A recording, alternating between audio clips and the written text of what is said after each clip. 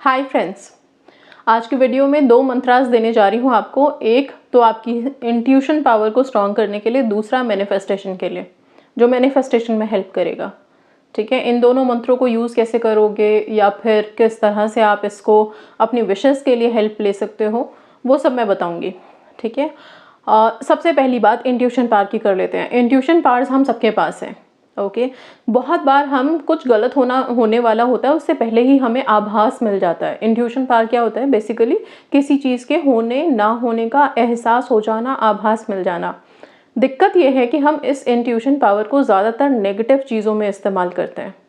Okay, कुछ भी गलत होने वाला हो तो हम ज़रूर कह देते हैं कि मुझे पता नहीं क्यों पहले से लग रहा था कि ऐसा कुछ होने वाला है।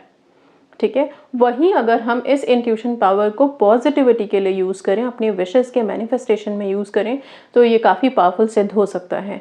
लेकिन हम सब बहुत जल्दी नकारात्मकता की तरफ, नेगेटिविटी की तरफ ड्राइव हो जाते हैं, खिंचे चले जाते हैं। राइट, ठीक है, अच्छी बात है। परेशानियों का या मुश्किलों का या फिर कोई ऐसी अगर कोई सिचुएशन आने वाली है, उसका आभास हमें पहले से हो जाए तो थोड़े सतर्क हम हो जाते हैं। बट फिर भी मैंने देखा है कि इंट्यूशन पावर का इस्तेमाल तब भी नहीं करते। चीज़ें खराब होने के बाद हम कहते हैं कि ऐसा लग रहा था कि ऐसा हो जाता। ओके, अभी मैं इतनी बातें इंट्यूशन पावर के बारे में क्यों कर रही हूँ? क्योंकि ये जो मंत्र मैं देने जा रही हूँ, ये बेसिकली आपके इंट्यूशन पावर को रेज करेगा। नाउ आप अपनी इंट्यूशन पावर से सिर्फ इतना ही अभी देखेंगे कि हाँ, ये चीज़ मेरी विश है और ये डेफिनेटली मैनिफेस्ट होगी। मुझे उसकी इंट्यूशन आ रही है कि मेरी विशेस मैनिफेस्ट होंगी, कुछ पॉजिटिव रास्ते निकलेंगे, यूनिवर्स मेरे लिए काम करेगा, एनर्जीज मेरा साथ देंगी, मेरे लिए खुशियाँ वेट कर रही हैं। क्या हम इस तरह का नहीं सोच सकते?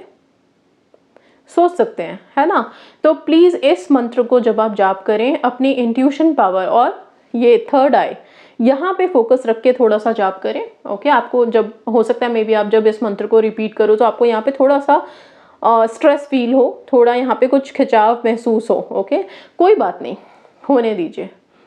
धीरे धीरे धीरे धीरे ये चीज़ इतनी डेवलप हो जाएगी कि आपको वो इंट्यूशन पावर गेन करनी है कि अभी अगर मैंने अपने लिए कोई चीज़ सोची, कोई चीज़ अपने माइंड में लेके आए हम कि ऐसा होना चाहिए, वो इंस्टेंट होना चाहिए और हो जाना है।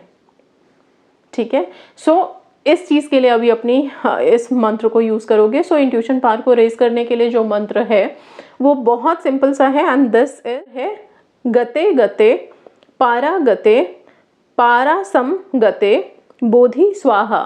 गते गते पारा गते पारा सम गते बोधि स्वाहा। फिर से बोल रही हूँ, गते गते पारा गते पारा सम गते बोधि स्वाहा। इस मंत्र को आप बार बार जाप कर सकते हो। सपोज जब हम कहते हैं ना, आप 17 सेकंड विजुअलाइजेशन लगाओ।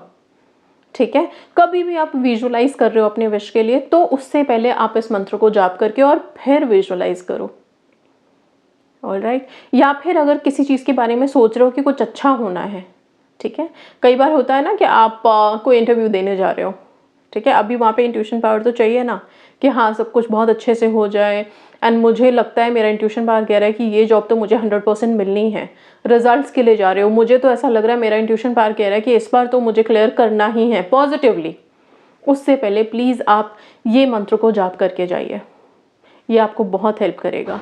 आराम से बैठिए, 108 बार कहीं पे भी बैठ के आप जाप कर सकते हो।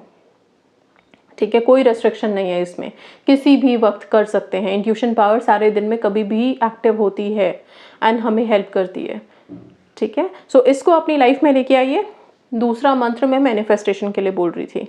मैनिफेस्टेशन के इस मंत्र को आप एक जगह बैठ के भी कर सकते हैं, नहीं तो जिस वक्त आप अपने विशेस की स्क्रिप्टिंग करते हैं, जर्नलिंग करते हैं, कभी कभी मैं बोलती हूँ आपको 108 टाइम्स लिखिए अपने विश को, 11 टाइम्स लिखिए, या कोई पर्टिकुलर टेक्निक आपने उठाई है। मैं हमेशा कहती हूँ, आपकी विशेस जो मैनिफेस्ट करनी है ना, उसमें सिर्फ लॉ ऑफ अट्रैक्शन नहीं, अगर इसके साथ आप स्पिरिचुअलिटी को मिक्स करते हो, वो जल्दी से मैनिफेस्ट होती है विशेस।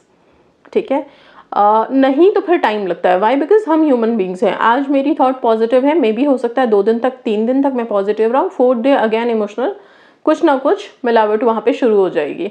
तो अभी क्या है, जब हम स्पिरिचुअलिटी में आ जाते हैं, मंत्रों का सहारा लेते हैं, तो मंत्र हमें बहुत हद तक हेल्प करते हैं वाइब्रेट करने में एग्जैक्टली जो हमको चाहिए। ठीक है।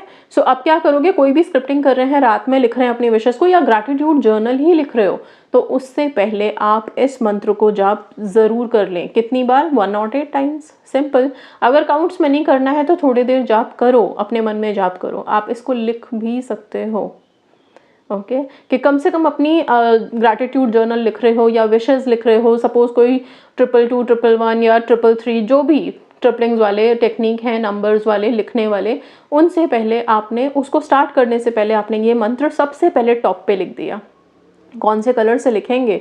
ब्लू एंड रेड, बहुत कॉमन और बहुत सिंपल। मंत्र कौन सा है वो बता देती हूँ। ये मंत्र है ओम श्रीम ह्रीम क्लीम कृष्णाय गोविंदाय स्वाहा। ओम श्रीम ह्रीम क्लीम कृष्णाय गोविंदाय स्वाहा। इसमें जो क्लीम शब्द है वो आकर्षण की सारी शक्तियाँ लिए हुए है, ओके। सो इसलिए बहुत इम्पॉर्टेंट है। ओम श्रीम ह्रीम क्लीम कृष्णाय गोविंदाय स्वाहा। इस मंत्र को आप जाप कीजिए, इसके बाद आप अपनी स्क्रिप्टिंग कीजिए, आपको बहुत जल्दी रिजल्ट्स मिलेंगे, बहुत जल्दी विशेस मैनिफेस्ट होंगी। पॉजिटिविटी के साथ ये दोनों मंत्रों को यूज़ कीजिए। अच्छा, जो इंट्यूशन का मंत्र मैंने दिया है वो भी आप इस मंत्र से पहले जाप कर सकते हो, फिर इस मंत्र को कर सकते हो और फिर अपने विशेस को 11 टाइम्स लिखिए। चाहे वो 11 डे की टेक्निक कर रहे हो, 333 कर रहे हो 3 डेज़ का, 5 डेज़ का 555 कर रहे हो, या फिर कोई सा भी राइटिंग का अगर आप टेक्निक कर रहे हो तो उसमें आपको बहुत हेल्प मिलेगी, ओके। ये दोनों मंत्रों को प्लीज़ स्टार्ट कीजिए, अपनी लाइफ में इनकॉर्पोरेट कीजिए। एक सक्सेस स्टोरी है और प्लीज़ ध्यान से सुनिएगा। इस सक्सेस स्टोरी को सुनना आप लोगों के लिए, स्पेसिफिकली गर्ल्स के लिए बहुत ज़रूरी है, ठीक है।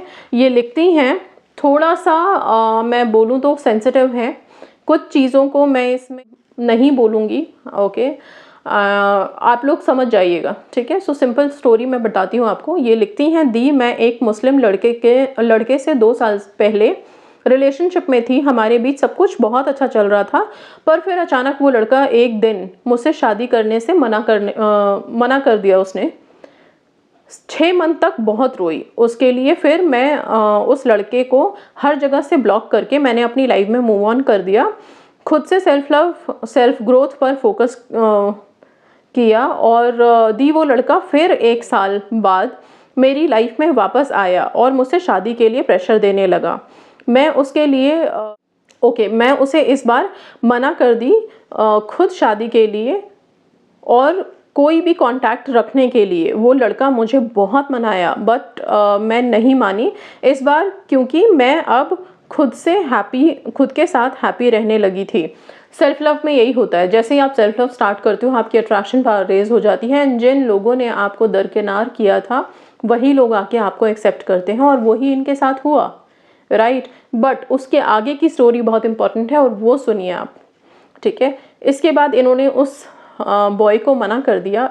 फिर हुआ क्या, जैसे ही मना किया उनको, जो इनके पर्सन थे उनको अच्छा नहीं लगा। उन्होंने फिर लिखा है आगे जाकर के, वो लड़का मुझे वापस पाने के लिए मुझे धमकी देने लगा। वो मुझे बोलने लगा तेरे घर पे आ जाऊंगा, तेरे भाई तेरी फैमिली को सब कुछ बता दूंगा।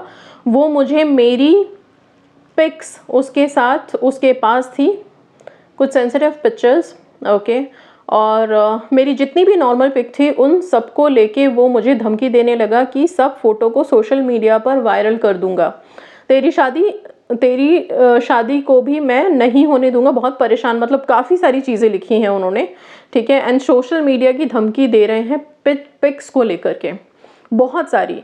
अब ये इतनी ज़्यादा डर गई कि शायद अगर सोशल मीडिया पे हर कोई ये सोचता है कि भाई बदनामी होगी, सबको पता चल जाएगा, तो फिर इन्हें लगा कि मुझे सुसाइड कर लेना पड़ेगा अगर इन्होंने ऐसा कुछ किया। बहुत परेशान थी।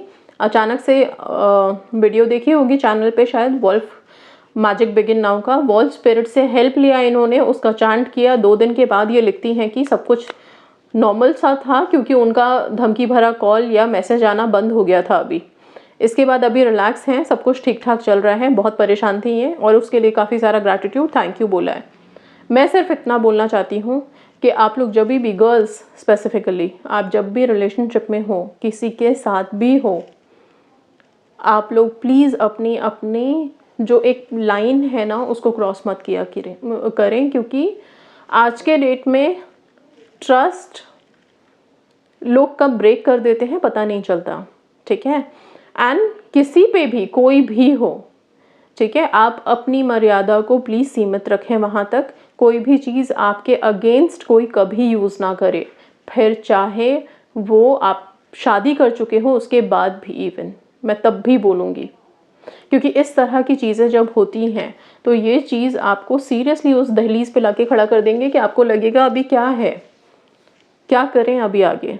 तो प्लीज़ आप लोग इमोशंस में बह करके इतने ओपन अप मत होइए। मुझे पता है जनरली ये लगता है आप लोगों को कि हम अगर सब कुछ बिल्कुल न्योछावर कर देंगे तो सामने वाला हमें एक्सेप्ट कर लेगा। ऐसा होता नहीं है, और ये कोई फर्स्ट स्टोरी नहीं है। इस तरह की कई सारी सक्सेस स्टोरी आई है मेरे पास, जिनको मैं कभी कभी पोस्ट नहीं करती हूँ इसलिए क्योंकि ये बहुत पर्सनल लेवल पे हो जाता है। आप लोग लिखते भी हो कि पोस्ट करो, स्टिल मैं उसको रोक देती हूँ वहाँ पे, ठीक है ना, क्योंकि हर चीज़ को थोड़ा, कुछ चीज़ें जो सक्सेसफुल हो चुकी हैं उनको भी हमें बहुत सीक्रेट रखना चाहिए। इसको मैंने सिर्फ इसलिए बताया है क्योंकि इन्होंने बहुत बोला भी था कि आप इसको ज़रूर पोस्ट कीजिएगा। मैं इसलिए बता रही हूँ कि प्लीज़ आप लोग सतर्क रहें। आप रिलेशनशिप में हैं, अच्छी बात है, बहुत अच्छी बात है। जब तक आपकी शादी नहीं हो जाती, आप एक कंप्लीट रिलेशनशिप में नहीं आ जाते हो, तब तक प्लीज़ अपने अपने आप को प्रोटेक्ट करके रखो। सिंपल।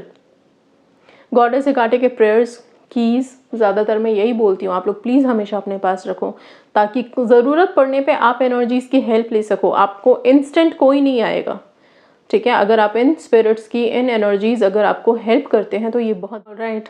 So that's it. बाकी अपने आप को सेल्फ लव में रेस कीजिए। सेल्फ लव में रेस करेंगे, हर चीज़ आपकी तरफ आकर्षित होगी, ठीक है। Thank you so much and God bless you all.